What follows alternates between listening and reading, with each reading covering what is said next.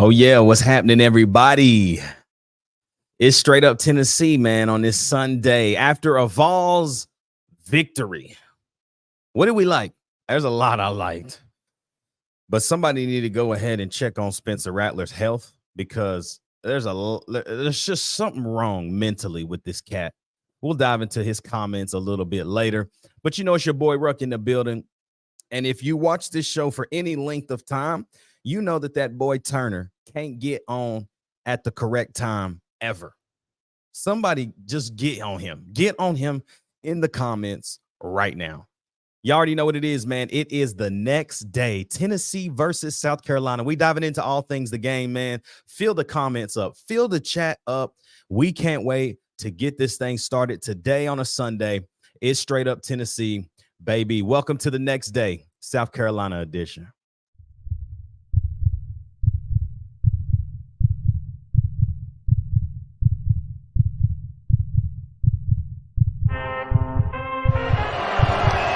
From 40, on the way, a knuckleball.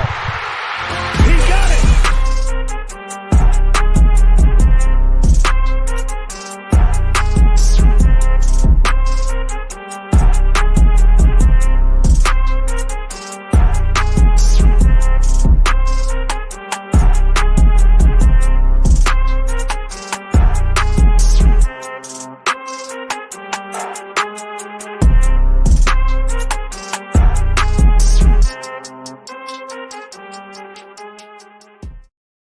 What's good, everybody? Hope you're having a great Sunday. It's your boy Ruck in the building. Man, it is going to be a great show today. I'm excited. I'm excited to talk about this game, being there in Neyland Stadium, the atmosphere, the recruits on campus, just how big that game was last night, the energy, everything about it. But y'all know what it is, man. It's the top of the show. Like, comment, subscribe, hit that bell notification, man, right now so you never miss an episode. We're right now on our way to 800 subscribers on YouTube. All of our listeners on Apple or Spotify, thank you so much, man, for what you guys do and how you continue to tap in with us on other platforms. Continue to rate us, man. Rate us 5 stars and let the people know why they need to be listening to straight up Tennessee. Bay B. Y'all, Tennessee takes care of business last night like we thought, right? 41-20. I had a couple of scores in my mind, but 41-20 ends up being the final score. A lot of good things that we saw, a lot of things that we're probably still going to talk about. But it was just an overall, it felt like we are still about this close. We're just a little bit away, but we're almost there to having a full 4-quarter football game. Like Tennessee almost is there.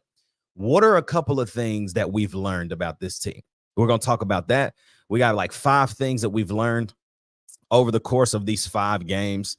And man, I'm just excited. The boy Turn will be locking in with us soon. Trying not to jump too far into the conversation without him here. I see him joining right now.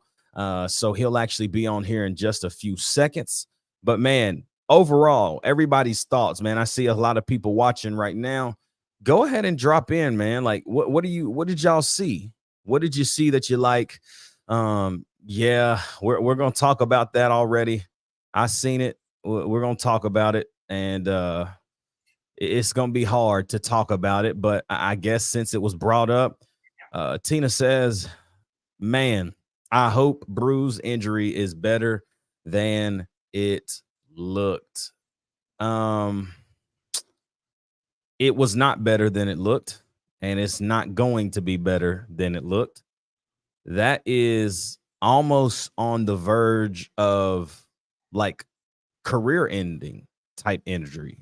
Mm-hmm. Like if you look at it, everybody thinks that his ankle was broken. But if you actually go back and look at it, I've looked at it too many times because it just hurts. But I'm trying to figure out what the heck is going on. It looks as if his knee was completely 90 degrees to the right, which forced his entire leg to be 90 degrees to the right. If you look at his knee, there is a dark pit from where like there's nothing there anymore. and it was just to the right. His knee is over here. There's no pit where like your normal knee is. And I'm just like, how does that happen? And that's the bad news, that we've lost Bru McCoy for the year. The good news is he does have a COVID year. He used his medical redshirt year in 2019 at USC, but he does have a COVID year. Does Bru McCoy come back? I don't know. I don't personally see it, but if so, cool. I'm cool with it. You ain't gonna talk. Turn you all right?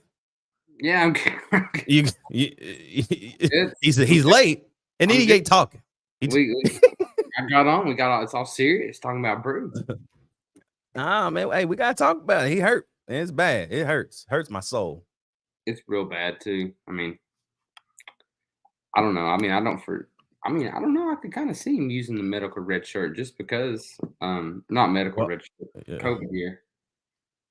Because I mean, I don't know. I mean, he might be able to get like to the league, but I don't know. I feel like getting to the league relied a lot on this year. You know what I mean? And he was on his way, to be honest. Yeah, I mean, he was leading the team in catches, believe it or not. Man. Shout out to you, Bru. Praying for you, man. It is not pretty. It's not fun. I'm sure we'll know a lot tomorrow at Josh Heupel's press conference. It's a bye week, though. And boy, do we need a bye week. Goodness gracious. We need a bye week, man. All the injuries, people getting hurt, knocked up, dinged up. Omar Norman Lott goes out of the game later. But man, let me hop into this really quickly before we start talking about the actual game. Did doctors, anybody go check on Spencer Rattler's brain? Because he was so hurt after the game that he was saying some stuff that's reckless. Talking about our Super Bowl. We were their Super Bowl when they stormed the field after they beat us last year. Can somebody explain whose Super Bowl really was it? Like, they stormed the field, y'all. Like, they stormed the field after they was already waxing us. It's different if they kicked the field goal and won the game. You know what I'm saying? Mm-hmm. It was already up like 3-4 touchdowns, and they stormed the field. Can y'all really? Somebody check on Spencer. Somebody check on him. He's hurt. He hurt his head. I don't know how, man. We got to find some technology to diagnose CTE before people die, because he might have it. He might have it. But that was the dumbest thing I think he could have said. Like, that's just the dumbest thing I've ever heard. Yep. Our Super Bowl, big dog. You must not understand. Like, I guess going to South Carolina, you don't understand that what we do with these night games, like, that's just Neyland Stadium, big dog. Okay, like the fireworks, the dark stuff, all of the tea when it lights up. That wasn't for y'all. Okay, we do that. That's what we do. That's who we is. But that's y'all, just what we, Columbia, what we did. House singing Sandstorm, sound like idiots, stupid. So you are listening, Spencer. I hope you are. I hope you are. You're delusional, son. Fix your head. Mr. Cheeto looking and boy. Yeah, facts. He just mad. That's my rant. I think he's just mad because he knows he got shut down, bro. He didn't. I mean, yeah. He was like, man, we've been playing good. Our offense has been playing really good. He's like, we're 2-3, and it doesn't really feel like we're 2-3. But 2-3 feels like 2-3, dummy. Like, who says that? We're 2-3, but it don't feel like that's what your leadership is saying. Your coaches is dumb. 2-3 feels like 2-3, dog. You under 500. How it don't feel like you under 500? Yeah, you on the road to not make a bowl game, dog. Can y'all please who the team doctor? Who's the team doctor? We need to call South Carolina and check on Spencer Rattler. Can they like check him for short-term memory loss? Like, does he not remember that he was on the ground a lot? Does he not remember he was getting hurried a lot? Does he not remember that he got sacked 6 times? Because Man, I could sit on this for a minute because that brother, he had my respect. He had my respect because he nice until now. Because you just start talking reckless about dumb stuff that don't make sense. It's like, man, big dog, you sound stupid, big dog. Real talk. You sound stupid. Right. Man, before one more thing before we dive in deeper into the game, what we think, some things that we've learned, and man, it's a bye week. So very excited about the bye week. Because we need to rest, but also the Straight Up Tennessee podcast takes a nice bye week, but not for real. We'll still be doing shows, but we ain't gonna have the normal show on Monday night tomorrow. So you get live today. But one more thing about just everything as a whole. I think the issue, and I'm trying to think of a way to say this. I think the issue with the comment from Rattler is that, bro, it wasn't like it was close. So if we lost by let's say that we won by a field goal this year, your comment still isn't valid, but it makes a little bit more sense, right? But bro, we smacked y'all. Three scores, big dog. Three of them. And you talking about that was our Super Bowl? Buddy. Be blessed, Spencer Rattler. Be blessed. But y'all, last night was fun. Being in the stadium, the environment all day. Man, you could just feel it. We were tailgating, and shout out to my man Eddie the Don, Eddie Dillard, Dylan Elam. Man, we missed my man. Gosh, I have to think of his name. I forgot to hit him back about where we were yesterday tailgating. Greg Hammond, man. I'm sorry, bro. That's on me. We'll link up. We'll make sure to get you into one of our tailgates. But man, we had a tailgate. The boy Dylan Elam showed up. Eddie showed up. I'm glad that the first game he went to, it was that, because that's an experience for a lifetime. Yeah. They released what happened to Bru. It's the knee. What is it? Tibia, fibia. Tennessee football on Sunday announced that redshirt junior Bru McCoy underwent surgery after suffering a dislocation fracture in his lower leg. Bru McCoy underwent successful surgery this morning.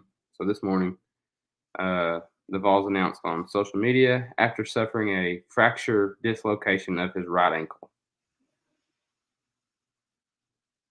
Fracture. Oh, I see it right here. Yeah, fracture dislocation of his right ankle. See it right here. Bru McCoy underwent successful surgery this morning. Fracture dislocation of his right ankle. Bru and his family appreciate all of your prayers and support since last night and in the days ahead. Bru has displayed unwavering toughness, character, and leadership as a Vol on and off the field, and he now begins the road to recovery, determined to make this just a minor setback on his football journey. Man, that hurts. It sucks because it's one of your leaders. I don't know if anybody caught this last night when Jacob Warren caught his touchdown.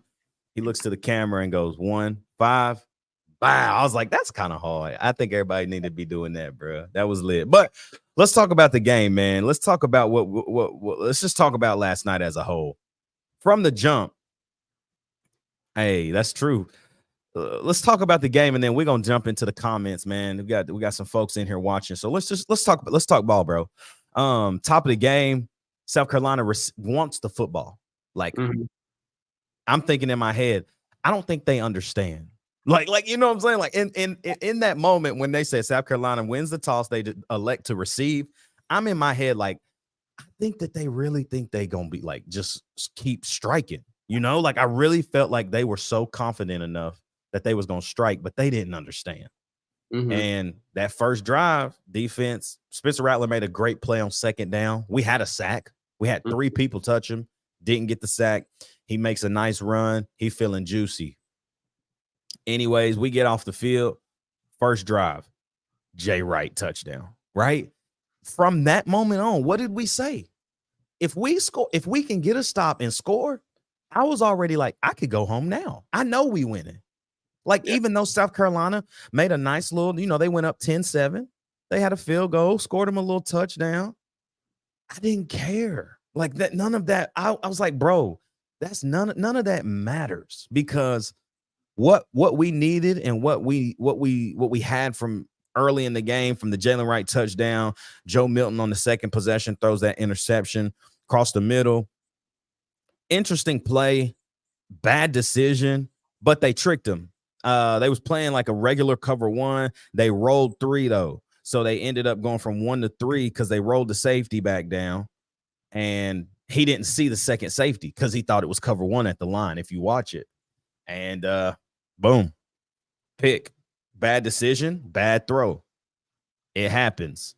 But the bounce back is what I liked to see. Because typically when he makes big decisions and big mistakes like that, he kind of gets into a shell. And that didn't happen last night. No, it didn't. I still think we got some kinks to work out on offense. I mean, I think our defense won us that game. I mean, I know we scored 41. Don't get me wrong, but I don't know. I mean, I don't know if we got kinks to work out, but I think we're gonna have to realize that our offense is gonna be very balanced this year. Like we had 239, in the air and 238 on the ground against South Carolina. Yeah, and I think that when you look at attempts, though, we've always ran the ball more. It don't matter what year it is. But I think now we have to be more effective in the run game. We do. Because I don't think, I mean, and he could very well get there, but I don't think Joe's going to beat somebody if we just throw it every down, like with him. We throw it 40, 45 times a game with Joe. I don't think he's going to beat a team. I think for us to be successful and win football games, we're going to have to be pretty balanced and be very successful running the football. You know, I was talking to somebody today, another Tennessee fan, and they said something that you said, like defense won us the game. And he was like, ain't that their job? Mm-hmm. And I'm like, that's right. It's complimentary football. And we've just never seen that. So I think a lot of people are just like, offense sucks, defense won us the game. And I'm like, let's be like, okay, yes, pick 6. That was a great play by Kamal Hadden. And I thought, here's what's hilarious about the pick 6 is I'm sitting by people and they're like, I just can't, anybody but Kamal Hadden, right? But can I tell y'all that Kamal Hadden probably got more interceptions than any defensive back on this roster other than Tamarian McDonald, literally. Mm-hmm. Like he always finds a way to the football, bro. Like he's sure hands. Like if he can turn around, get his head around and make a play, he's going to catch the football. Yeah, that's a fact. I think what we've seen this year is that's different. And it's a good different is what I said though, bro. Like last year was not complimentary at all. It was like, man, just get the ball to the offense. Just get the ball to the offense. But now that's not like, we're almost like, man, can the defense get a turnover? Right. And it's a nice feeling to have two sides of the football operating at a high level because it is showing the growth and the development of the defensive side of the football under Tim Banks for sure. Well, I think another thing you look at with the defensive side of the ball, the defensive rotation is insane. How many people we got? T-Lander played great last night. At one point, him and Arian Carter were on the field at the same time. And I was like, dude, this is the future, bro. I love this. Arian Carter made a great play, too. Yes, he did. Yes, he did. Threw that man to the ground. Yeah. I'm like, and sometimes you forget these kids are 18, bro. Yeah. 18. I mean, T-Lander and Arian Carter, they're true freshmen. True freshmen. And I ain't gonna lie, bro. T-Lander, he's a big dude. He looks good, man. 6'2", 238. He looks great. To be 18, I mean, that's pretty freaking good. I mean, that's a big dog. And they're not slow. Ooh. Like, that's the thing. Like, they really like that, man. But, you know. I'm going to tell you this. Best defensive back we got. Gabe. Who'd I say? Who did your boy say on Friday? Gabe Judy Lawley is. I tried to tell y'all, bro. Gabe is like that. He is really locked down, bro. He's starting over Slaughter. Slaughter played last night. Slaughter did play. And now let me, we talked a little earlier. Do you think they're just easing him back in or like, is Gabe the guy? I don't know, man. I don't know. I don't know. I don't know the answer to that question but I think Gabe Judy Lawley has proven himself Bro, by far. Gabe is locked down. Do you know that Xavier Legette had one catch on Gabe Judy Lawley in coverage, and it was a ball that he was trying to it wasn't the first one when Wesley Walker made the tackle on 4th down. It was one earlier in the game when they were still trying to get a first down, and Gabe got that tackle. Legette had 5 catches for 50 yards, no touchdowns. It's because, I mean, we kept South Carolina in front of us all night. All We night. did not let Spencer Rattler push it down the field. All his No. throws are 5 or less. Not all of them, but you get what I'm Hey, saying. we should have had 2 picks too, bro. Yeah, facts. That seam route when he stared down the guy, and Wesley Walker was maybe a half a second late, but still made the play.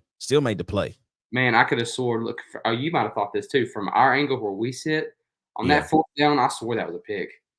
When they got the first down on that little out route, oh, you were gone. You were gone. Oh, no. Yeah, to Marion McDonald. Yeah. What happened, bro? How did like, he not catch that football? I was like, let's go. That's a pick. And then he just cuts it up. Dude was running. Yeah. Gosh. I was like, bro, I was watching that one on my phone. I was like, what? What happened? Yeah. I was like, golly. Obviously, we're gonna dive into the chat, but this is funny. Tina says, crazy that Legette's best catch was from the punter. Very true.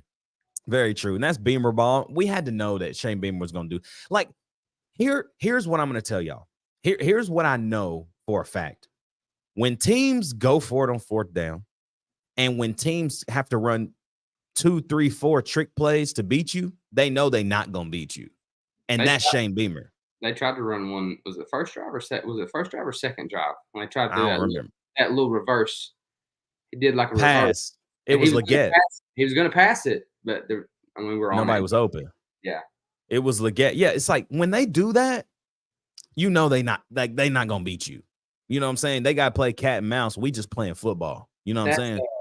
That's Austin P type stuff. It is, bro. It is. But, overall, obviously, we'll get into the quarterback play. We'll talk a little bit about Joe Milton. We'll talk a little bit more about what we feel like we've learned from this game. But, man, let's go to the chat. Let's see what's people talking about, man. And, man, Daniel Hill says, our DBs played the best I've seen them play yesterday. 100%. They kept the guys in front of them, like Turner just said. They stayed in front. And I saw a lot more man-to-man last night. Thank God. I literally looked at the dude. I don't know who I was talking to. I might have been talking to the guy in front of us. I might have been talking to Danielle. Guy beside me. I don't know. I was talking to somebody. No, buddy of mine was texting me. I was like, man, I'm so glad we are playing man. Yes. Because we do not do good in the zone. No, bro. A lot of the man-to-man was solid. Daniel then says Spencer got his feelings hurt last night. I'm gonna need my ring. Yeah. Going down to Mike, we them boys. Yes, sir. Chris said we missed y'all yesterday, and y'all missed the taco bar. We did miss the taco bar. We missed everything. I'm gonna come see you, Texas A&M. If I get in town early enough, because we will leave that Saturday in the morning on Saturday, and hopefully it's not the 3:30 game. They haven't released the time yet. That was on me, though. I'm moving. I ain't got nothing. Everything's in storage. Yeah, man. We couldn't even do the show, Chris. So it was sad. I was sad. But Tennessee Junior says, snuck out of a live performance at the Paramount to catch some of this. Let's go, GBL. Let's go, Tennessee Junior. Shout out to you, man. Mike Hunt. We're talking about the Spencer Rattler in our Super Bowl. They're the ones with 2 conference losses and 3 total losses. What they got to play for? A bowl game. A bowl game. Speaking of, can I say this? I'm so frustrated that we lost to Florida because they suck. Kentucky put one guy had 280 yards on them, bro. They are trash. Well, the thing about it is, dude, I think it's time in our season where I don't know if you talked about it before I hopped on, but we drop a spot and Kentucky goes in front of us, and it's just time to just. It's the typical Tennessee stuff. Like, oh, Tennessee, they ain't it, whatever. But the fact that Kentucky jumped all the way up in front of us, like, because they beat Florida, like, Florida's not good. Florida is not good. They beat us. I mean, Missouri's ahead of us as well. yes. I mean, and who'd Missouri play? Vandy, 138-24. Just being honest. They beat Vandy. They barely beat MTSU. They had one big win. They did beat Kansas State, ranked team. But in my mind, I'm like, Kansas State ain't even in top 25 anymore. I was really confused about the AP poll. I'm not gonna lie, but whatever. I mean, whatever. I'm cool with it. Bring it on. It's typical, right? Like, that's what they do to the Tennessee. That's what they do. I mean, if y'all don't understand how much the media dislikes Tennessee, but like college football, college athletics needs Tennessee to be good. But the media is like, oh yeah, Tennessee, ha ha ha. I'm glad that they lost or whatever. And it's just like, how do you look after a dominant win? You go back a spot. Just keep your head level and let's just keep winning. Like, that's all we got to do. Texas A&M coming to town in 2 weeks. That's gonna be a banger, bro. I'm telling you, that's gonna be a banger. I don't honestly like looking to Texas A&M. They're not very good in my opinion. Like, they beat Arkansas. They barely beat some teams. They beat Auburn, but like, just I don't know. I don't think they're as good as advertised, and I think Tennessee should definitely handle that game as well. Oh, I agree. I mean, you look at our. That's true, Caps. I mean, you look at our schedule going ahead, man, and like it's as of now, it's all ranked games. That's it. It's game time. Besides Texas A&M, so it's do or die time now. I mean, we're in that top of the season, or we're in that stretch of the season where it's do or die. Yep, it is, and I think, and we're gonna do it and doing it. Well, turn a little bit. Let's just go ahead and do it because we already know the chat is gonna talk about it. I'm shocked we haven't seen anybody in the chat say anything about it. But let's talk about Joe Milton. Let's talk about Joe last night. Obviously, threw the pick early, threw the ball where the defender made a great play. You kind of wish Jacob Warren uses that 250-pound frame to like just go take that ball. But hey, great play by the defender. Another interception. Overall, with the picks involved, like, what did you think of Joe Milton last night? I mean, good balls, great balls. I mean, a lot more improved than what I've seen against like Austin Peay and even Florida. In my eyes, I mean, he made a great play. I can't remember what play it was. I might have told you about it this morning, where he gets out of the pocket and makes a throw to Jacob Warren across the middle, makes a great play. I'm like, okay, like that, like that's a great throw. Like the slants to Ramel, the slants to Bru, great balls, balls, deep balls. I mean, that the second pick. I mean, I get it. You're trying to stretch the field. I mean, that was a good play too. It's not like it's an awful ball. It's just a good play. Yeah. In my eyes. And I don't know. I think we're getting there. I think we're getting there in the aspect. I think Joe's starting to get like settled in a little bit, and we're starting to push it down the field more. Starting to give our guys on the outside a little more opportunity to win those one-on-one battles, if you know what I mean. But I think Joe played fine. I do think Joe's got a guy. I was losing my mind. When we got a free play, just throw it deep, please. Yeah, I thought the same thing. I was just like, just throw it deep. But like, here's the thing I think about too. You know that it's a free play. Like, we know it's a free play. You would think that they would know it's a free play. But what if it's not and you throw it deep and it's a pick and it's on, like, it's just like, you never know. I don't know. Yeah. But throw the ball deep, please. Just throw it. You see somebody jump, you see the flag go. Just launch it. Yeah. He ran on that play. Yes, God. I know, so bad. Yeah. But other than that, man, I mean, I get it. 2 picks. I mean, everybody like whatever 2 picks, but I'm cool with that because in my eyes, if you can throw 2 picks a game, I don't care as long as we win. Yeah. I mean, you're Yeah. pushing on the ball. You're pushing the field. By the way, that squirrel catch might have been the most impressive catch I've ever seen. How did they still not throw PI on that? Did That's you pass see, interference, bro. did you see the picture of it? His helmet was right here. There's no way he's seen. It just had to hit his hands, and he just had Yeah. to.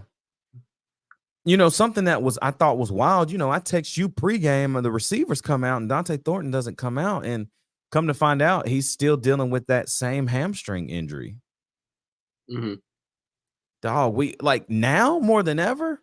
Like Josh Heupel said it in the press conference. Chaz, Caleb Webb, Dante Thornton. He even mentioned Nathan Leacock's name. He said these guys, it's time to get them going. Caleb Webb, I'm not worried about. Chaz Nimrod, I've now seen him in 2 games. One, he doesn't lay out for the football when he should have caught it the last game against UTSA. Like, bro, it went like right through your hands. You didn't get it. And then took him on a terrible drive. And I'm going to bring something up to you because I've noticed this this is history with Josh Heupel at Tennessee, at least. Maybe I want to go back and even see UCF. Anyways, and then Chaz Nimrod on a 3rd and 10, Joe hits him right in the hands for a first down, drop. Yeah. And it's like, bro, you can't do this, bro. Like that ball is on the bread in your chest. Castles played horrible. Drop balls, missing blocks, jumping off sides. Horrible game. Jacob Warren was that dude. And I guess that is why it's nice to have 2 guys like that. Because if one has a bad night, maybe the other one picks up the slack, and that happened last night. I wanted to bring this to you. Have you noticed, and I wanted to go back and actually take notes on this, but I didn't have enough time before we started the show. Anytime Tennessee does not get plus yardage on first down, it's a 3 and out. Just count it as a 3 and out. I mean, watch it. Watch the games. Last night, 1st and 10, drop ball. 2nd and 10, little run. 3rd down and 7, we ain't getting it. And it's like, y'all, if people know it, I don't care. I mean, like, throw your slant on first down. Catch the football. Like, we still are dealing with drops, man. Like, what is it? Like, that's weird to me. We didn't see a lot of this last year, man. Mm-mm. One thing I was kind of impressed about with our offense, usually we do not do good when we do this, but we were able to slow the game down a little bit and still be successful last night. Our time of possession was very equal. Very equal. We might have been 1 minute off, I think. One name. Cooper Mays. If anybody watches that game last night and says he's not a difference maker, man, Joe had time the whole night. He did get sacked that one play, but that's simply because literally coverage was really good on the play. If you go back and watch that one, coverage is really good. He doesn't really have a chance to step up and run. Middle linebackers just sitting in the middle of the field. It's kind of one of those like, bro, thank you for taking the sack and not forcing anything. And other than that, he was clean all night. Clean. That offensive line last night, that has to be the crew from left to right. Campbell, Lane, Cooper Mays, Spraggins, and Gerald Mincey is a freaking dog, Turner. He is a dog, bro. Him and John Campbell together, them dudes is dogs. And there is just such a difference, man. Last night, everything felt confident. Like everything felt good. Yeah, it did. I agree 100%. Let me talk a little. Go ahead. No, I was just saying he is a game changer, and you can tell that. You can tell it from last night. I mean, you see it in our running game too. I want to talk just a little bit about Joe Milton as well. The 2 interceptions, the first one, bad. Just bad. But you did get tricked, and that's what the defense is supposed to do. Like, you play mind games with the quarterback. Second one, like I said, you kind of wish Jacob Warren makes a play.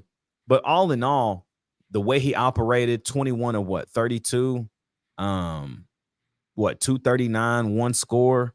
And that ball that he had to Jacob Warren, man. That was a great ball. Put it up where Jay Warren can only get it.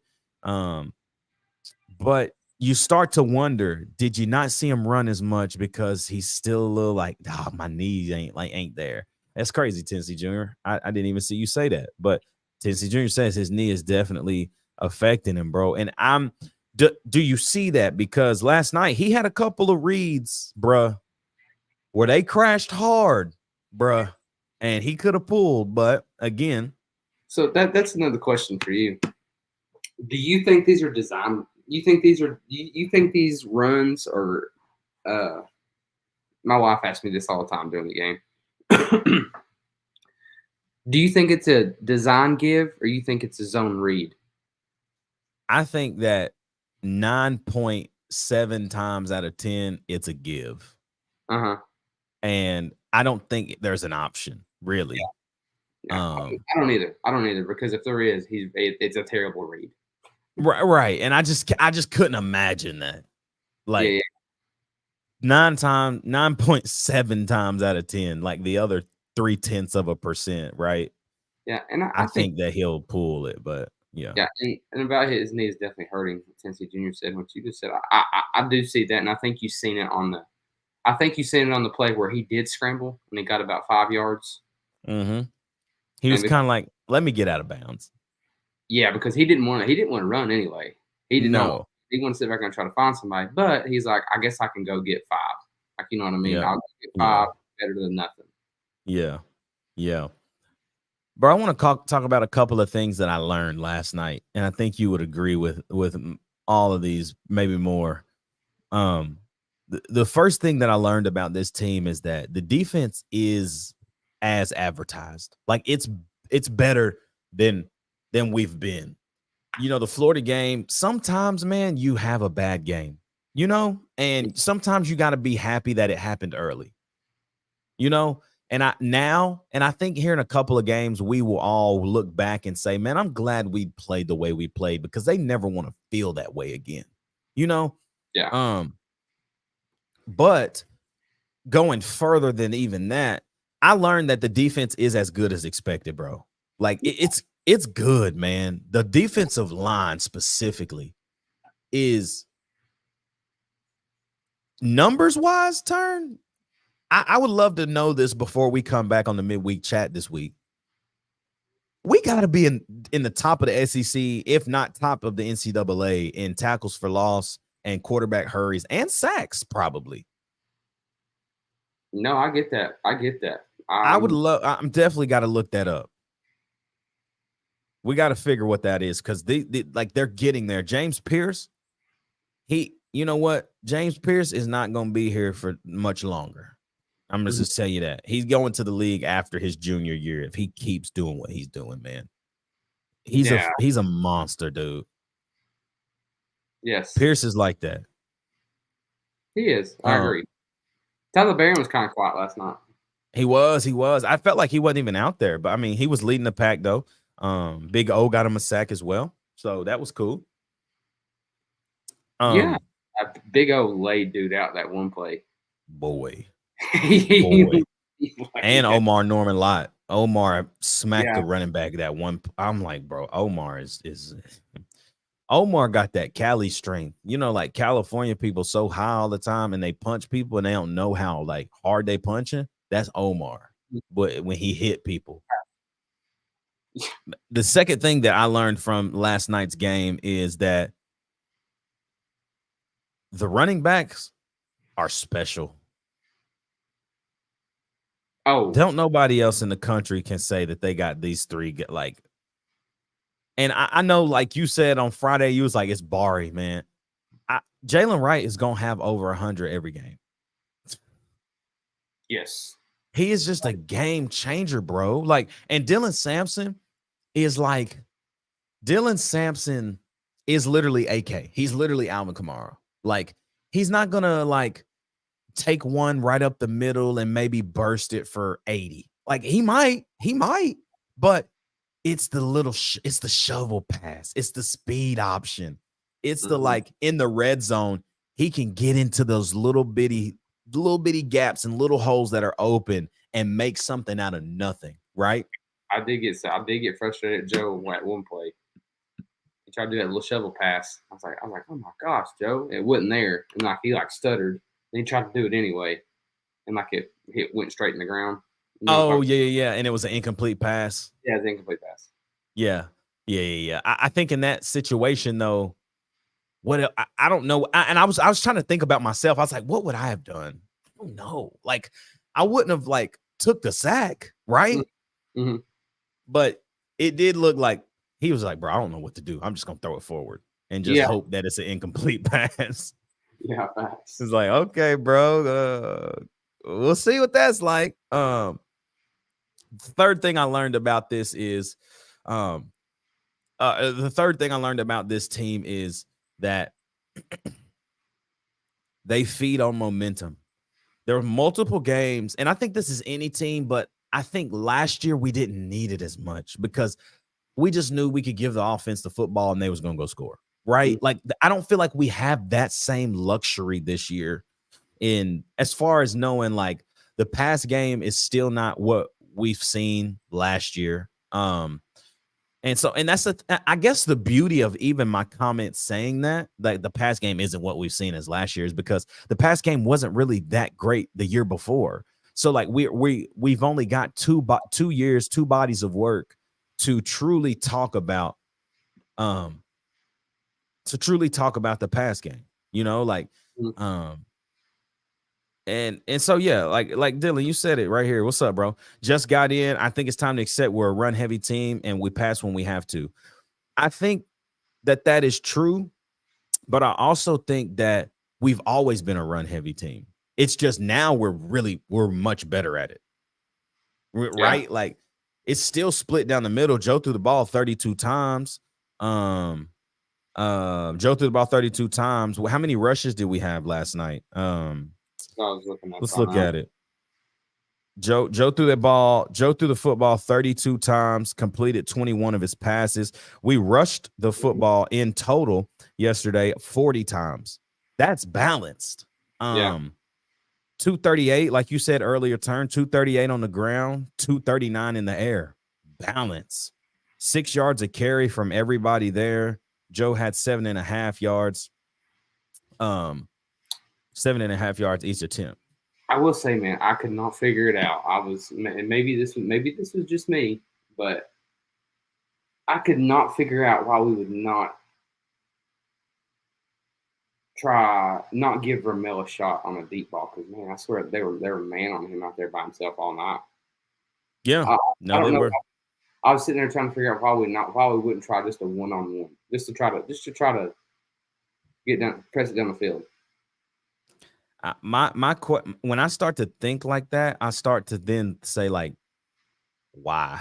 I mean, like, yeah, maybe just stretch it just because we can. But I'm like, he only had 2 catches, I think.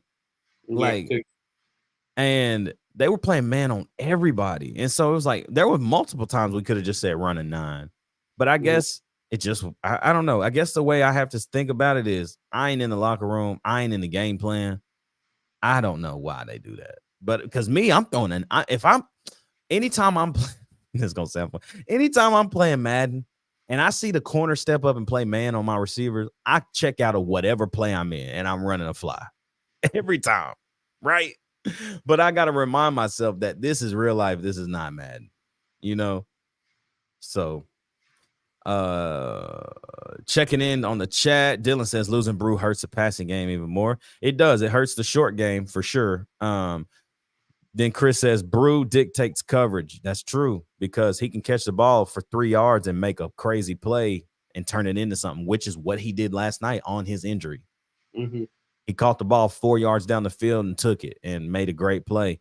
And then the boy Brady Hughes, what's up, man? Will Dante start getting reps at outside receiver now? I hope so. I hope so too. I've wanted to see him outside all. I think he'd be great on the outside. I think so because talking like the way Josh Heupel they talk about it, he worked at both positions. And man, he's a matchup nightmare anyway. And I feel like on the outside you get more matchup nightmares than you do at slot. Like, you know what I mean? I guess at slot you get, backer on wide receiver. Yep, that's it. That's it. But on the outside, you got a dude like Dante, 6'3", 6'3", right? Dante, 6'5", 214. You got somebody 6'5" can run like a daggone gazelle, and you got a 6-foot corner. Just throw it up. Throw it up. If he can be aggressive and we need a play. Does this concern you? What like Tennessee Junior said though? Like I kind of don't think Dante will work outside much. He's not really shown the like dog. I hope he gets it going and thrives though. The beauty of Dante having kind of the year he's having right now, it's like you've seen spurts, but he hasn't exploded. The beauty of that is that, man, we can account that, hey, Dante's coming back for his senior year, and he has the opportunity to do things that Jalen Hyatt did in year 2 of the Josh Heupel offense. You see what I'm saying? Mm-hmm. And that's the thing that I'm leaning on most is because I've seen the talent, bro. I've seen it. And when does it click for Dante at Tennessee? Dylan says, hot take, James Pierce is our best pass rusher. Not a hot take. That's true. Mm-hmm. That's not a hot take at all, my boy.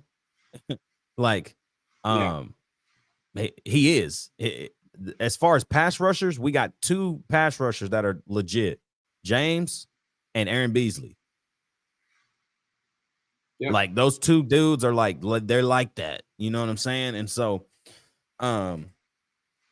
but kind of going back to the last thing, like one more thing that I have learned about this team is that to win, it's got to be complimentary. I talked about it earlier. Yeah. To win, it has to be complimentary. Last year, man, I've said it. Man, we just wanted I can remember times where I would literally at the games when the defense went on the field, I would go to the bathroom. Because I just knew it was like they gonna either get scored on or it's a field goal. Like I'm not kidding you, bro. I'd go to the concession stand, I'd go to the bathroom, whatever I needed to do when the defense went on the field, because I didn't want to watch it. Yeah. Now it's complimentary, and it's almost like, man, defense get a stop, and that momentum carries over to the offensive side of the football, right? Yeah. Here's my problem. This is why I don't coach collegiate football at all. But anytime the defense get like a big stop on 4th down, every single time I would be taking a shot the next play. I ain't doing no little underneath slant. Bro, I'm taking a play action shot. If it's not there, overthrow it, bro. I don't care. So it about 20 yards passing. Oh, bro, if you see him and you're like, man, he ain't there, man, just maybe have a check down or something, but just throw it as far as you can and let it be an overthrow. Legit. I'm with you, man. And defense had some crazy plays. I mean, that 4th and that. I mean, what we had second and 2, 3rd and 1, 4th and 1, and we get a stop. I mean, that's huge. Getting stops, man. Yeah, I mean, that's big. It is big, man. It's big. That one play on our side, not Bru.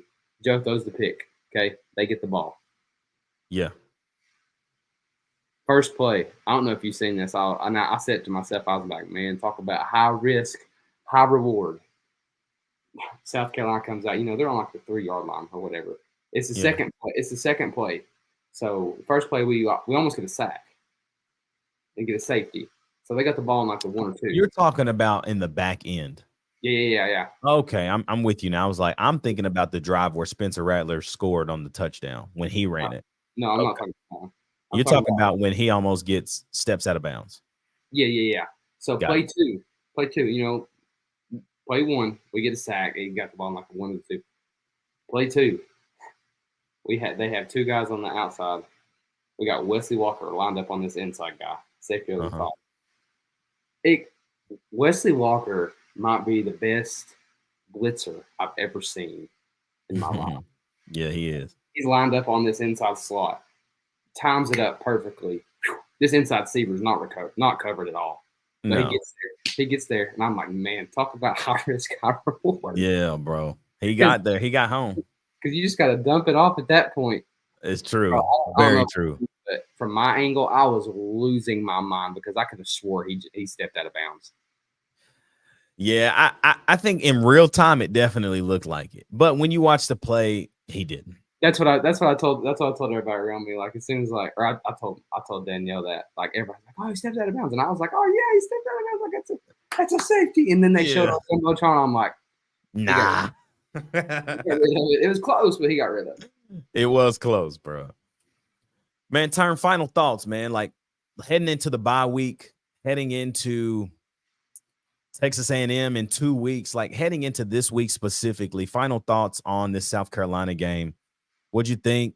You know, what do you hope we improve on, and what do you hope to see in the next couple weeks? Improve? I mean, I think special teams need to improve. You know what I mean? Like you give up the fourth down, throw to Xavier Legette, and then you get a hold or a block in the back call on the D Williams return for a touchdown. I mean, I think special teams has got to get better. I mean, it's off offensive side of the ball. I thought it looked good. I think the thing about it is we just got to come to the realization. I can't say that word. That realization. I can't say that word, but you know what I'm trying to say. Realization. Yeah, we got to. There we go, baby. We got to come to that word. That we're not last year's offense. And like you said, we've got to play complementary football this year to be successful. And I might get hate over this, and like people are like, oh no, we're 8-4, whatever. And I said it after we lost the floor. I said 8-4 might be the ceiling, 9-3 might be the ceiling. But right now the East is still wide open. I mean, our goals are not out of the picture. But final thoughts: special teams got to get better. Offensively, we've got to realize that it's not last year's offense. But I think we executed great. In defense, I think did great. I mean, except for the one 75-yard gash. Gashed us, yeah. Right at halftime. But other than that, I think we great. Like final remarks for me is I'm just feeling good about where we are heading. Teams, the good teams get better as the year goes on. And we are getting better every week. We've seen it now, right? You now get to get healthy. You now get to get recharged, rejuvenated to get ready for this next 3 games, which are the toughest 3-game stint in the SEC. You get A&M at the crib, Bama away, Kentucky away. What does Tennessee do in these next 3 games? What do they do this week to prepare, to relax, but to also get healthy? And then what do we do next Saturday night, hopefully Saturday night in Neyland Stadium? Man, I hope it's a night game. Hope that time rolls out early this week. But my final thoughts are that the offense is still the offense. But just like Josh Heupel said when he got to the University of Tennessee, the offense will be surrounded and built around the quarterback at the under center. And I don't think we took him seriously when he said that, but we are seeing it now.